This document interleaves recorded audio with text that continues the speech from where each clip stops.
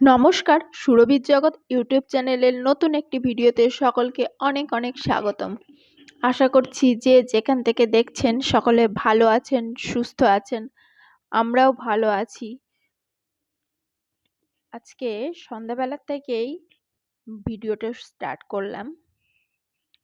যা ঠান্ডা পড়েছে, আর সন্ধ্যাবেলায় তো সকাল সন্ধ্যা চা না হলে চলেই না। সন্ধ্যা দিয়ে এসে এই যে চা বসিয়ে দিলাম। একটু চা খেয়ে নিই, তারপর রাতের কাজবাজগুলো স্টার্ট করি। এখন সন্ধ্যা প্রায় 6:30 মতো বাজে, 6:30 না 6টা মতো বাজে। চাটা বসিয়ে নিই, তার সাথে দুধটাও বসিয়ে মেয়েকে খেতে দিয়ে দিই। তারপরে মেয়েকে একটু পড়তে বসাবো।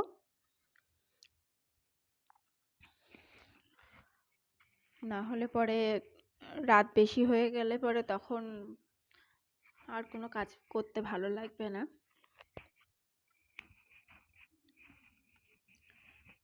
এই ঠান্ডার মধ্যে মনে হয় যেন একটু সমস্ত কিছু গরম গরম খেয়ে নিই, তাই তাড়াতাড়ি রান্নাটাও করে ফেলবো। চাটা হয়ে গেছে, এবার আমরা চাটা খেয়ে নিই একটুখানি, তারপরে মেয়েকে পড়াতে বসিয়ে তারপর বাদ বাকি কাজগুলো করতে হবে এক এক করে।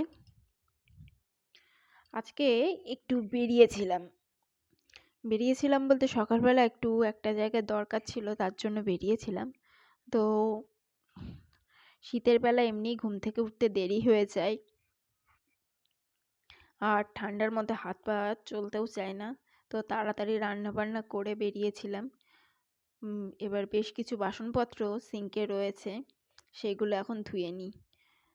ফিরতে ফিরতে অনেকটাই দেরি হয়ে গেছে, আর এসে খেয়ে দিয়ে আর শরীর পারছিল না। তো ভাবলাম যে রাতের বেলা রান্নাটা করার আগেই সমস্তটা ক্লিন করে নেব। রান্নার পরে তো আর একটু ক্লিন করতেই হবে। তো যে কটা ছিল তাড়াতাড়ি সমস্ত বাসনপত্রগুলো এক এক করে ধুয়ে টুয়ে নিলাম। যতই ঠান্ডা লাগুক, সিঙ্কে যদি বাসন পড়ে থাকে বা ঘরের কোনো কাজ পড়ে থাকে, তখন সেগুলোই একদম মাথা ব্যথার কারণ হয়ে দাঁড়ায়। তো যখন যেরকম সুবিধা অনুযায়ী সেরকমই করে নেওয়া ভালো। আমিও আমার সুবিধা অনুযায়ী কাজগুলো তাড়াতাড়ি করে ফেলি, যখন যেরকম হয়।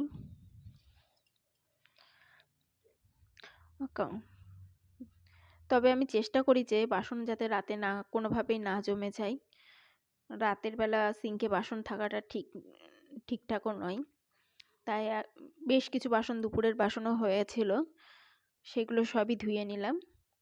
ধুয়ে এবার তাড়াতাড়ি করে আমি রাতের রান্নার আয়োজনটা করে নিই। আর যা ঠান্ডা পড়ছে, হাওয়া দিচ্ছে, আর কুয়াশা পুরো বাইরে সাদা হয়ে গেছে, সেই জন্য আমি বাসনগুলো ধুয়েই আমি রাতের রান্নার প্রস্তুতি শুরু করে দিয়েছি। বাসন ধোয়ার পরে এই জায়গাটায় পুরো জল হয়ে গেছে, জল পড়ে গেছে। আগে তাড়াতাড়ি করে সেগুলো মুছেই আমি রাতের রান্নার প্রস্তুতি শুরু করে দিই। আর দেখবে যে ঠান্ডার মধ্যে বেশিক্ষণ এই জল টলের মধ্যে থাকলে না খুব কষ্ট হয়।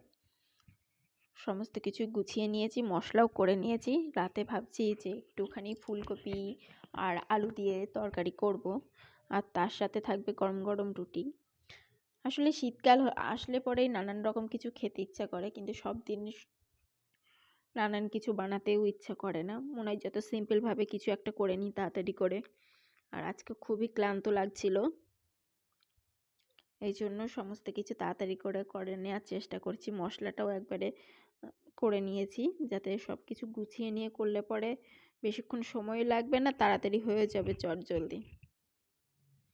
আর হাতের কাছে সমস্ত কিছু গুছিয়ে নিয়ে সুন্দরভাবে পরিপাটি করে রান্না করতে বেশ ভালোই লাগে। আর যা ঠান্ডা পড়েছে, অনেক কিছুই থেকে মনে হয় যেন এটা করি ওটা করি পরোটা, কিন্তু এই শীতকালে কিন্তু একটু তেল মশলা বেশিই খাওয়া হয়ে যায়, সেই জন্য পরোটা টরোটা আর খেতে ইচ্ছা করছে না, প্লেন রুটিই করব। একবার ভাবছিলাম যে একটু পরোটা করি, তারপরে মনে হলো না, তাড়াতাড়ি করে একটু রুটি আর তরকারি করেই খেয়ে নিই। এই ফুলকপি আলুটাকে একটু ভালো করে ভেজে নিয়েছি, এবার সমস্ত মশলা দিয়ে কষিয়ে একটু ধনেপাতা, লাস্টে ধনেপাতা ছড়িয়ে রান্নাটা করে ফেলবো। যতই ঠান্ডা পড়ুক, বৃষ্টি হোক, ঝড় হোক, কিন্তু গৃহিণীদের তো আর কাজের শেষ থাকে না, নানান রকম কাজ থেকেই থাকে। কি আর করা যাবে, যত ঠান্ডাই পড়ুক এখন করতেই হবে, কিছু করার নেই। রেস্ট নেব ভাবলে পরেই তাহলে কাজ জমে যাবে মাথার উপর প্রচুর।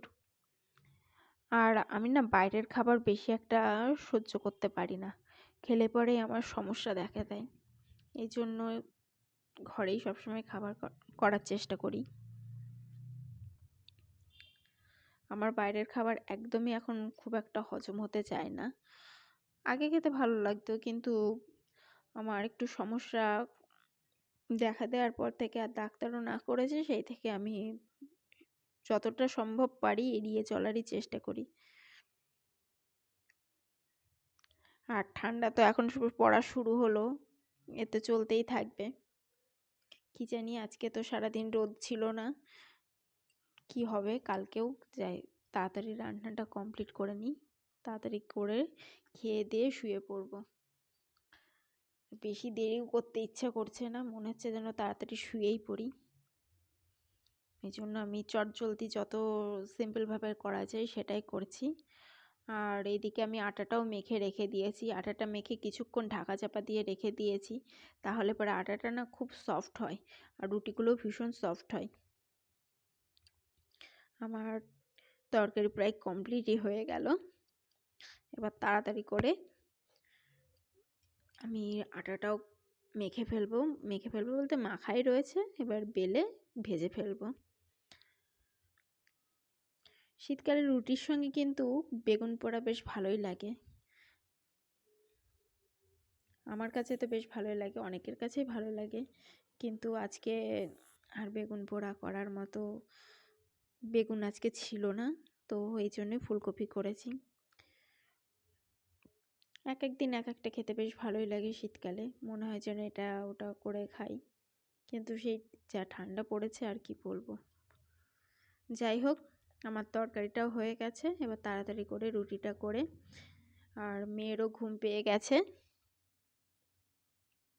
এই জন্য মেয়ে বলছে যে তাড়াতাড়ি করো, আমার ঘুম পেয়ে গেছে, কিন্তু আমি চটজলদি শুরু করে দিয়েছি।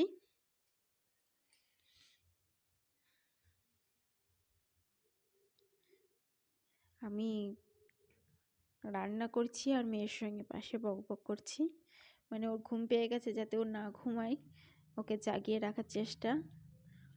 যাই হোক, আমার রুটিগুলোও সব তাড়াতাড়ি করে কথা বলতে বলতে রুটিগুলোও সব ভাজা হয়ে গেছে। এবার রান্নাঘরটা ক্লিন করে নেব, আর যে টুকিটাকি বাসন রয়েছে সেগুলো সব মুছে টুছে ধুয়ে নিয়েছি। এবার গ্যাসটাকে ভালো করে মুছে রান্নাঘরটা মুছে পরিষ্কার করে নেব, যাতে সকালবেলা উঠে এসে আবার যখন রান্না করব, সকালবেলা এসে রান্নাঘরটা যাতে একদম ক্লিন থাকে। যাই হোক, আমার এই ভিডিওটা যদি আপনাদের ভালো লেগে থাকে লাইক করবেন, কমেন্ট করবেন, শেয়ার করবেন। আর এই ভিডিওটা শেষ পর্যন্ত দেখার জন্য অসংখ্য ধন্যবাদ।